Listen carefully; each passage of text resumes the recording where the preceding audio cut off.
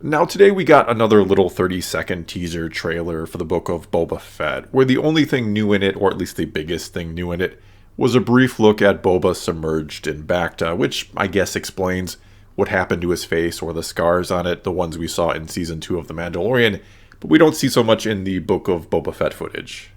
Anyway, this little teaser we got today then is much like the one we got a few days ago, which also had a few new clips in it, or clips we hadn't seen in the initial trailer, with the most notable of them arguably being Fennec Shand and Boba Fett coming upon Slave One, which, to me anyway, it made the ship look like it had been hidden away somewhere on Tatooine since Return of the Jedi, perhaps, that had been at whatever secret location Boba parks at when he's hanging out at Jabba's palace.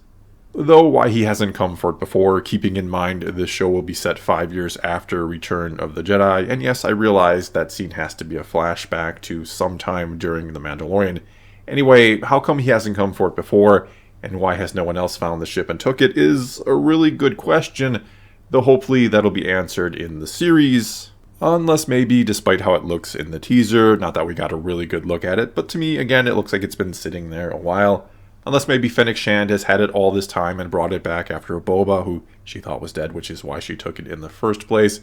made contact with her and told her that he is still alive and needs to be picked up. That's then why she was on Tatooine, as seen in Season 1 of The Mandalorian, in order to find him, and she hid the ship when she arrived because she's wanted, hence there was a bounty on her head and the gunslinger who was after her, along with other bounty hunters, I'm sure. Not to mention, Boba would be pretty upset if she lost the ship by parking it in the wrong spot. Either way, as seen in that Season 1 episode of The Mandalorian,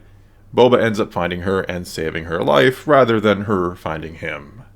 And so then, at some point after saving Fennec's life, Boba and her, again as seen in this little teaser trailer, they go and recover Slave One, assuming it'll still be called Slave One or called anything at all. My best guess here, considering the controversy around the name of the ship, which I'm not going to get too deep into here, but I'm sure most of you know about it already. Anyway, my best guess is one way or another, this ship will never be referred to by its name in the series. However, if it is referred to by name, and mind you, I'm only predicting this, I'm not for it, in fact I'll be rather unhappy if this happens, but if it is referred to by name, and considering we're seemingly getting a bit of a change in Boba Fett, or at least his goals with him now wanting to be more than just a bounty hunter, but to take over the criminal underworld and to rule it with respect.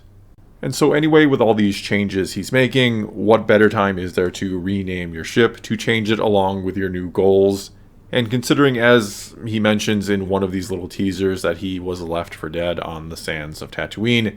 what better name to change Slave One to than something like Survivor One?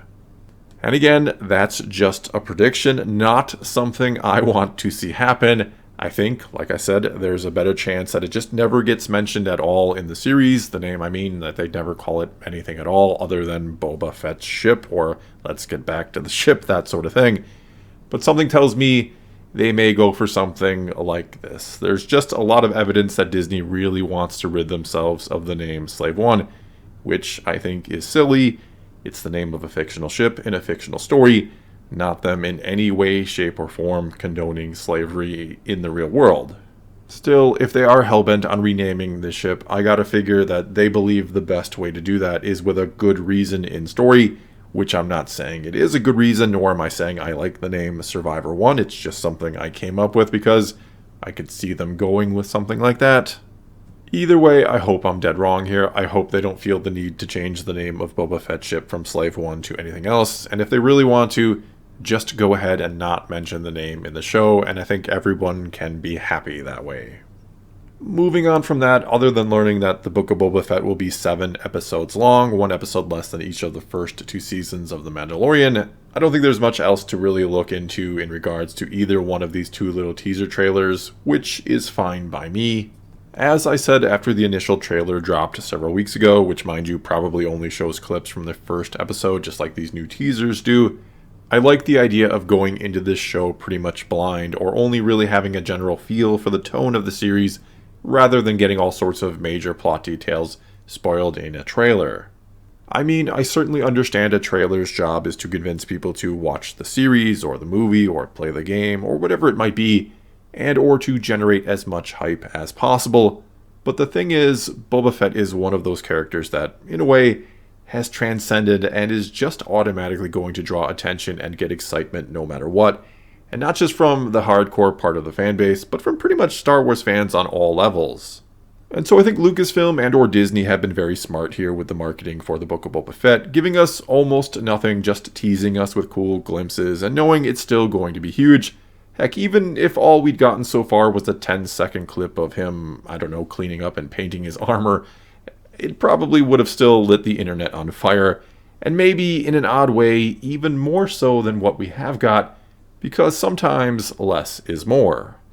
Either way, the hype I've seen around this show has been crazy. Most everyone seems to be very excited for it, but there are some out there saying things like this is only them, meaning Disney and or Lucasfilm, trying to capitalize off nostalgia by bringing back a fan favorite, or that Boba Fett's story has been told, and there's no need for any of this. There's no need to overuse him. And though I certainly think there's an interesting discussion to be had about nostalgia and how some of these companies use it and milk it for profit, and that there's a fine line between that and giving fans the stories and the characters they want to see, I don't really agree that Boba Fett is an overused character, or that his story has been told and there's nothing left to it.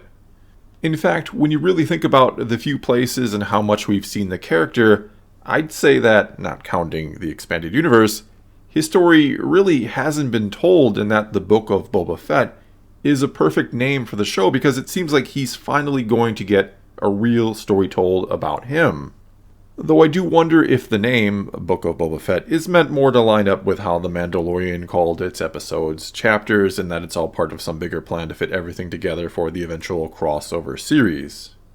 Whatever the case may be with the name though, as someone who's never really been a huge fan of Boba Fett, I am very excited for the series. I'm excited to really see Boba Fett in live action. I'm ready for him to finally really do something to earn that legendary status that he has with the fans, again, outside of the EU and all he did there. Which, yeah, if you want to argue his story has been told there and you're leery about how he's going to be used in the new canon, that Boba Fett is a bounty hunter and only a bounty hunter, not someone who would seek to take over for Jabba and run a criminal organization, well then I can see your argument, especially if he also changes the name of his ship to fit this new lifestyle. And speaking of that, of the EU, I do think there's not only a really good chance that we will see a sort of retelling of the original Thrawn trilogy of novels in the Mandoverse, but that Boba Fett could ultimately play a role similar to Talon Karrde, someone who maybe finds himself between the New Republic and Thrawn and the remnants of the Empire. I'll even go so far as to predict right now that there will be some type of post-credit scene after the 7th episode where we will see Thrawn getting in contact with Boba Fett, that in it we will get our first look at live-action Thrawn, who will then be going on to have a part to play in Season 3 of The Mandalorian, as the Mandoverse begins to slowly but surely build this character up to be its overarching villain. And no, I don't think all this means a major shift in who Boba Fett really is as a character. I don't see him suddenly becoming a quote-unquote good guy or anything like that. Instead, all this talk about him ruling with respect is just that, not wanting to be like Jabba, who ruled with fear, and no more or less than that. I have to imagine, especially if they are going to be bold enough to change the name of Slave One, that they also won't try to massively change who and what this character is, or what people expect him to be. Which, yes, is a bounty hunter that lives by a code and isn't just a ruthless and cold-blooded killer by any stretch, but also isn't someone who exactly shies away from that sort of thing either. Boba is a very complicated character, and with any luck, this series will show us just that.